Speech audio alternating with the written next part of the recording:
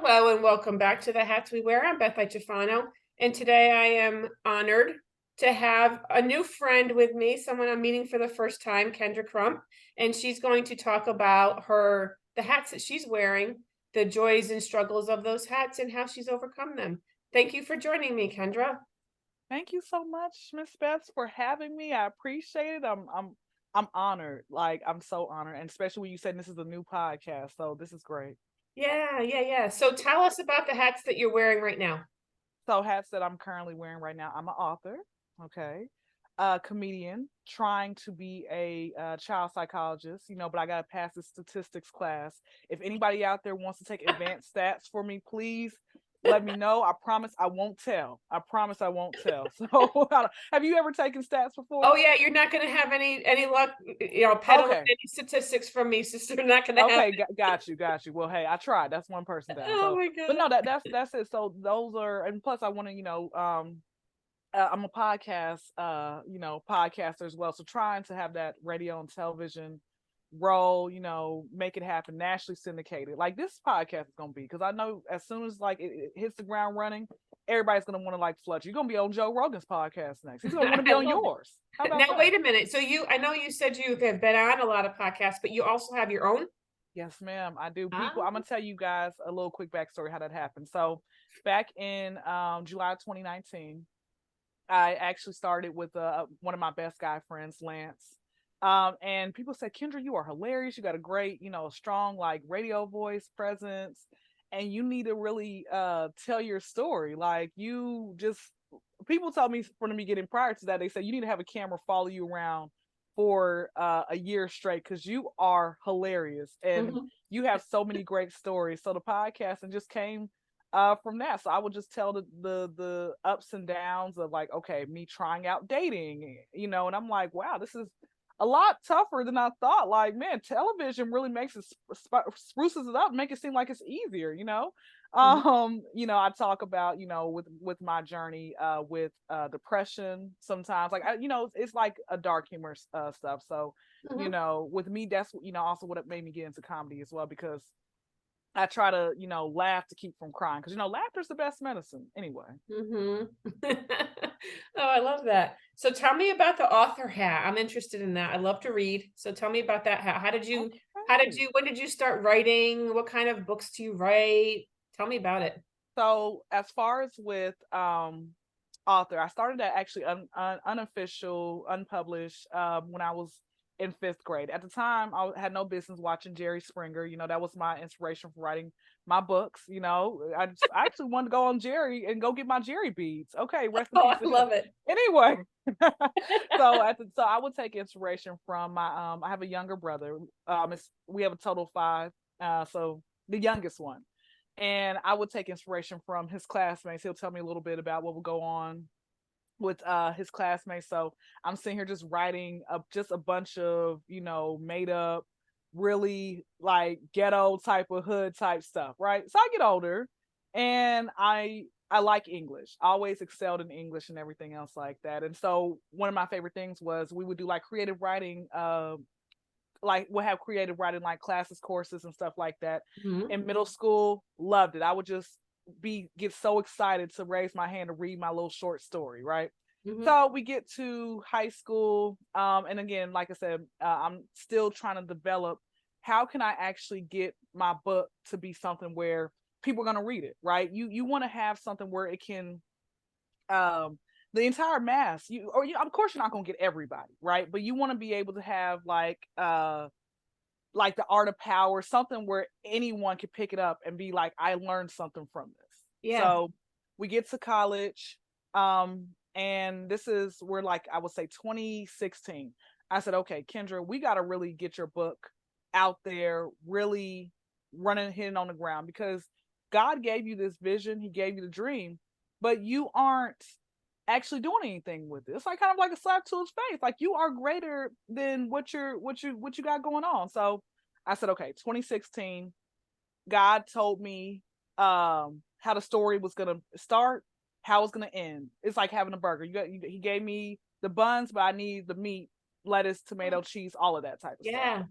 So I went through three different editors. And the third editor was another longtime friend of mine, Brandon, who I've known since middle school, who actually is really excellent in writing as well. I said, hey, listen, I need your help with this. This is like, we're going into like 2019. So like I say, 3 years bypass. He helps me finish up the book within a year. And now it's just sitting on my Google Doc shelf. And from there, I said, okay, God, how do I actually get this published? So I actually hooked up with a actual fellow podcaster who's actually a good friend of mine now, Shakira, and she helped me get it out there, published on Amazon. Nice. But what I will say is, anybody out there, I'm gonna give you guys the best advice so you can actually have it in bookstores, because of course, this is like kind of a trial and error thing. Go to Ingram. I did it through Lulu. Ingram, if I would do self-publishing. Now, I say self-publishing so all the money can come back to you, versus if you go through a publishing company, it's like 60-40 or whatever the percentage is. I feel like it's best if all the money comes back to you, right? And then the only thing you gotta do is just market yourself. Yeah. So Ingram.com, Ingram Sparks, it actually will distribute to bookstores. Like I said, my book is actually on Amazon. And so I have my second book I'm writing. And the only thing about being an author is you really have to motivate and dedicate like yourself every single day. And also I've learned, don't be in such a rush to have it complete. Because I'm like, oh, I just want to get it done now. You get it done, and nobody's going to really want to read it. Right? Sorry, right? So again, what I try to do is I try to just, have that goal. Okay, what time am I gonna start? And I have a cat, so when my cat comes to my door meowing, that's what time we're gonna start. So that's kind of like my little motivator force. Nice. And then I take my breaks in between. So what's the name of your first book that's already published? So my book is called Diamond in the Rough. So like diamond, how it's spelled, INV, and then rough, ROUGH, and by Kendra Crump. And yeah, it's on Amazon. So I have the paperback, I have the Kindle version, and I'm gonna tell you guys, any future writers, authors out there, get an Audible. Make sure you record your voice. If you have a male voice or whatever, find somebody. And actually, I did hook up with somebody to help, but then we went our separate ways. So I'm like, okay, now I need to probably be either change my voice, have a darker voice, a deeper voice, or ask my brother, hey, can you pretend to be the man in this book or so? Somebody, anything is possible. Yeah, and that's important. I know, because I'm an avid reader, and I've listened to audibles before, but it has to be the right voice. Otherwise, forget it. I have no interest in it. So it's important. It's important to get the right voice. So is your second book a fiction book as well? Yes, it's going to be a fiction. So this first book is a drama, romance, suspense, not based on true story, guys. I promise. And the second book is going to be fantasy, drama, romance, suspense. That's right up my alley. I'm gonna have to check you out. I love that kind of book. Yeah, I'm all for that. That's amazing. So talk to me about the child psychologist. I like this idea. Do you want to work in schools? What are you looking to do with that? And how did you trip in? You got a lot of things going, a lot of different hats. You've got the author, the comedian, and child psychologist. Those are very, very different hats. So talk to me about that one. Where did that come from? So yes, it was a toss up between clinical or child, and I wanted to probably do clinical because I'm like, oh, you get paid more, but I'm like, well, you gotta.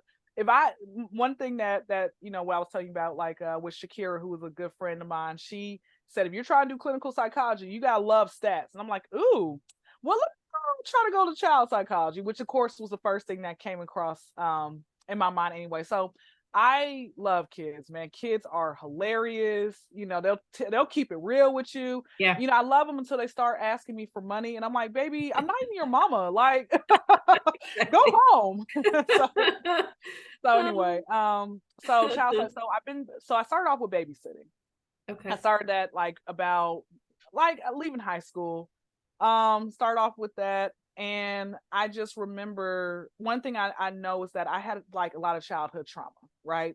Mm-hmm. And we went to a therapist, once, but I wasn't really wanting to be there. I'm like, what am I here for?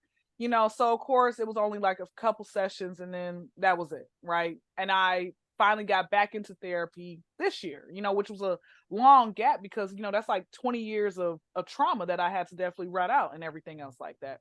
One Yeah. thing I know is, middle school, I'll start from middle school. I don't know how your experience with middle school was. Mine was not the best. It was, kids were mean. That's when I first started getting bullied and all of that. And I know a lot of that type of stuff starts from home. When you have those the class clowns or so, I feel like with those children there, they're crying out. They're probably not getting any type of, there's probably something that they're not getting at home. So they got to come to school and they got to act out and stuff like that. Oftentimes, what they would call those troublesome kids. It's like, they're not troubled. There's something going on. Why don't They're we talk about troubled. They're it? Yes. troubled. Well, what you Yes. don't know about me is that I taught middle school science for 17 years. So So you you know how I know that child very, very well. Yes. And that's part of what I loved about it, is connecting with those kids that were actually all of them, because not only the ones that are troubled, but the ones that are really quiet, the ones that want to get those straight A's and freak out when they don't get the straight A's. It's Yeah. like middle school's tough. So I hear you And there. did you retire from there as well, or did you, like, were you said 17 years? How long were you in education? 17 years. I just stepped away to start my own business. Congratulations. Yeah, I'm very yeah. proud of you. Yeah, Congratulations. I'm a transformational coach and an educational consultant. So yeah, I Look just at you stepped with the away. many hats that you wear. I'm trying to be Yeah. like you. Yeah, so go ahead, keep going. So middle school So was yeah, not so the like I best, said, as always. it was for me. I remember having a vision board. First time I had a vision board, I was in I love that. college, and I think I had like 5 different things on there at the time, and one of them, like I said, was child psychology. Like I said, it was just more so. A lot of times, with a lot of the adults who aren't as nice as you would hope that they would be, because I'm like, oh, you're an adult, you should, be grown up from that. But hey, some of them still have not grown up, and I'm like, Yeah. me working in customer service, I'm like, whoa, so from there, I said, I feel like if you're able to go and root out that childhood trauma, help, you're not going to get everybody, but if you're able to at least help Yeah. say that student, I feel like 1 or 2 or 3 people, this world will be a better place, because it's like Mm. each one teach one. So that's it. So what I'm actually doing is substitute teaching as well, Okay. so I'm gonna, I'm gonna definitely do, like, because it's gonna be my first year elementary school, start off with them and everything else like that. My mama told me that's the best thing to do, because she says, Kendra, you're a little impressionable and you want to probably be the high schoolers' friends or whatever. No, Kendra, start with elementary. So I'm listening. I'm following my mom's advice and everything else like that. Yeah. And And oh, actually that's perfect, because if you want to work with kids, you're getting a foundation in where they're developing and what their development is like. And then you'll understand, if you work with middle school or, older children up to 18, you'll understand the foundation. So I think that's good advice that mama gave you. most And definitely. education's not easy. So Yeah, and you you're know gonna what? learn a That's lot. why I really and I believe that educators should get paid. Educators, policemen, firemen should get paid the same salary as an NFL player, because you all are not only the educators, but you're the parents as well, Mhm. right? Like, you all really, the times where you have to. Let me ask you? Did you work in a lower class, middle, or upper class, or was it all 3 It combined? was no, I've not low. It was middle to upper. Okay, middle to upper. Yeah, and I was gonna say, like, my mother is she's still, she had to take a break for a few years and stuff like that. But my mother and sister were both educators. Sister still is an educator. And they worked in some of the roughest, like, lower income, all of that type of stuff. I'm from Atlanta. So my mom had worked in Atlanta public school system. So anybody from Atlanta or come out, it's a whole different jungle, right? My sister works in the Clayton County education school systems, and that is a jungle as well, right? Yeah. So to me, I feel like that is definitely something that goes unnoticed. Like I said, and then on top of that, with what's going on in the news, like a lot of these kids, especially the older kids, they like to, some of them, I've seen them fight the teachers and being disrespectful, like, especially with the phone thing. Like, when you were educating, y'all didn't have like the phone policy, like there were there. Mhm. Yeah, It's so that's why, you know what, and everything happens for a reason. I think you'll understand this. my last year of teaching was just so horrible. I felt like a new teacher. The disrespect is off the charts. Mhm. And it really pushed me to make the change. And I knew my intuition is very strong, and I knew that I just needed to have the courage to step away. Yeah. And I Yeah. think that that year was meant to be as hard as it was, so that gave me the push to leave. And now I'm doing what I love to do. Look at that. Look at how Not that God I works. didn't love it, I did. I loved it for the years that I loved it, if that makes sense. I No, no, loved of it course, while of I course. loved it, and then I knew it was time to step away because it just wasn't serving me anymore, and it Mhm. wasn't fair to the kids for me to be there if I wasn't all in. So, That's it. And you know what? I've had some teachers. I'm like, you just here for a paycheck, yeah, that's not right. obviously. And Mm-mm. you don't ever want those educators. And then I've had a few teachers who I still remember to this day. I'm gonna say my third grade teacher, Miss Lovelace. Miss Lovelace. Oh, what a great She last name. Yes, yes, she actually, and she really, her last name really lived up to who she was. I actually, a little fun facts. I had a lot of, I was in remedial classes since elementary school, right? And I feel like I feel like if the proper at home, sometimes if you, I know like about cognitive, learning and all of that type of stuff. I feel like I didn't even have to go to that, but they're like, oh, well, she's not excelling in this, so just take her out of that. And then, of course, my mom's going through a divorce, so she's not as attentive, to everything that she wishes that she could have been, as we know, we talked about it and everything else like that. So her being a single parent, of course, it's kind of like it's a lot of different stuff and hot hats she has to wear and try to overcome and everything. But yeah, I remember Miss Lovelace, and I'm also a candidate for smaller classroom settings. If you have 50, 60 kids in a classroom, it's you're gonna have a few students that just are gonna get lost, and you're like, okay, why is this person not excelling? Well, you need that sometimes that one-on-one time, and having like what 50 minutes in the classroom to teach 50, 60 kids is that's not gonna really help out as much. There are actually schools that have 50 elementary, middle, or high that have 50 kids in a class? I've Holy, have actually been to like known of some schools like that, like 40, really? 50. I've had Yeah. colleges, my college classes, my university classes, I remember having a lecture with a big lecture hall, but I can't imagine as a teacher having 40 kids. That's and you wonder why kids fall between the cracks. There's no way one person can do that. There's just no way. Exactly. It is. Yeah, like yeah. That I just remember. I think it was like when I was in elementary. It was probably maybe 30-ish, 35 kids in that one class. But still, like that is a lot. And I'm, so no way, But like I said, Miss Lovelace, I would say was amazing. My fourth grade teacher, Miss Rosser, who was also one who said, "You are hilarious. Like I hope you're gonna be a star one day and everything." And I saw Miss Rosser.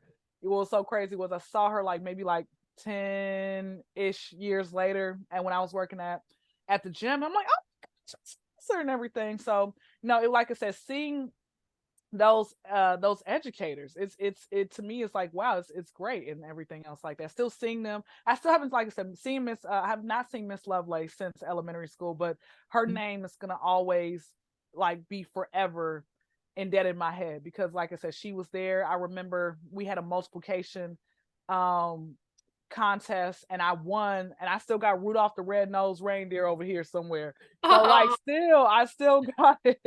oh, that's awesome. Oh, I bet you should find a way to get in touch with her. Yeah, I'm gonna see if she's on Facebook and She would everything be else like that. thrilled to know that she had such an impact on you. I know I love when I hear kids, saying good things about me and that they, had a good year or whatever. So I encourage you to reach out to her. But you know what I heard you say, which is really important.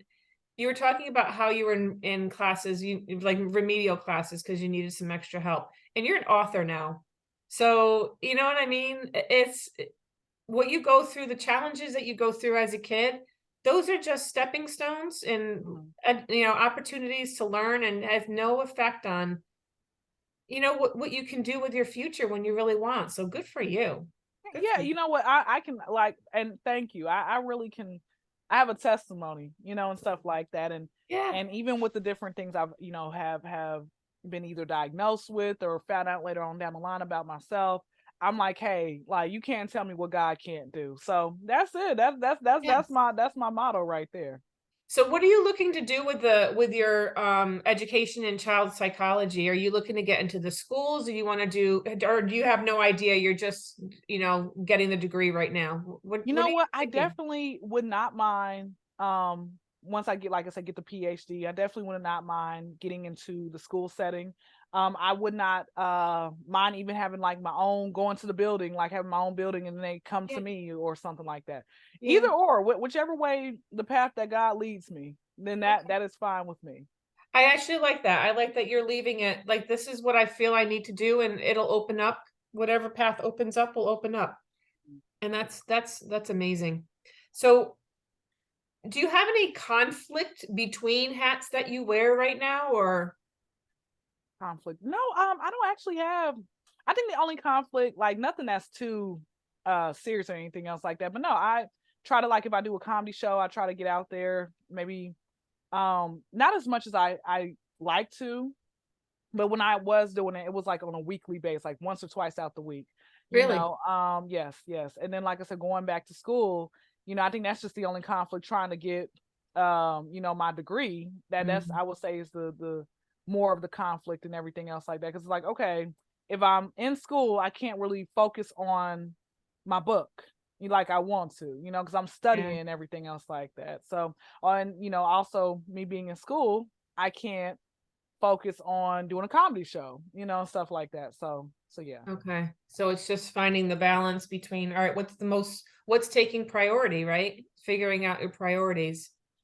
Nice. What's yeah, definitely what's taking the priority. And like I said, I, after having to be out of school for a couple years because I just was not applying myself, I was just being lazy and I'm working. I'm like, okay, that's a little, kind of a little bit of a setback because, okay, that was 2 years I could have already been in my master's program at that point, right? But I tried not to beat myself up like the whole shoulda, woulda, couldas and everything, because Yeah. you're not gonna move forward if you have that, thought process of like, oh my gosh, like why did I not do well with this? Just, hey, just use it and be able to be an example to somebody else and explain to them and stuff.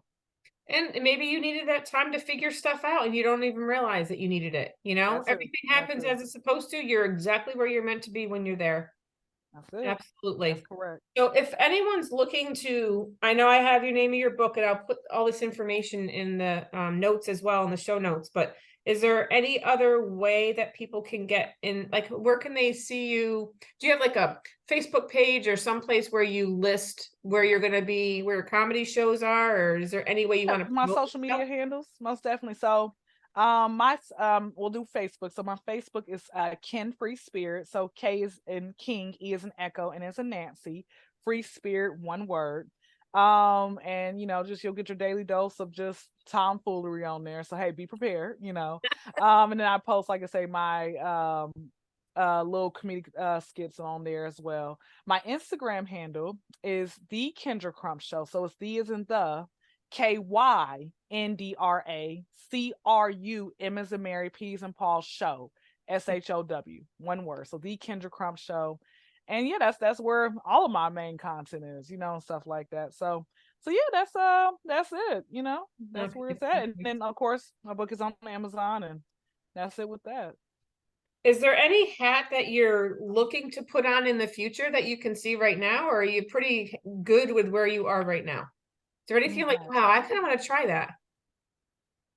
I thought, you know what? I love animals as well. So I want to be a farmer, but I'm like, you got to really wake up at the crack of dawn. So, You do. that's just I want to actually have my own, like maybe like have a ranch and just be a farmer and go milk a cow. Like, I don't know if any, what that feels like to like touch and I think An what udder? udder? Oh, yeah. Yes, touch an The udder, teeth, milk it and yeah. everything, and stuff like that. And I kept wondering to myself, I'm like, the first person to milk a cow, like they were doing some really weird stuff to that cat. How do you know that's what they were supposed to do? Like I can Good just point. only imagine, right? Like, So yeah, whoa, it's coming out of there. yeah, exactly. So I thought about, like I say, the whole being a farmer, maybe like having 30 or 40 animals and stuff, and have a nice little team with me, stuff like that. Hey, and you know what? You know what just dawned on me? If you're a child psychologist, you can have like a ranch and it could be like a therapy.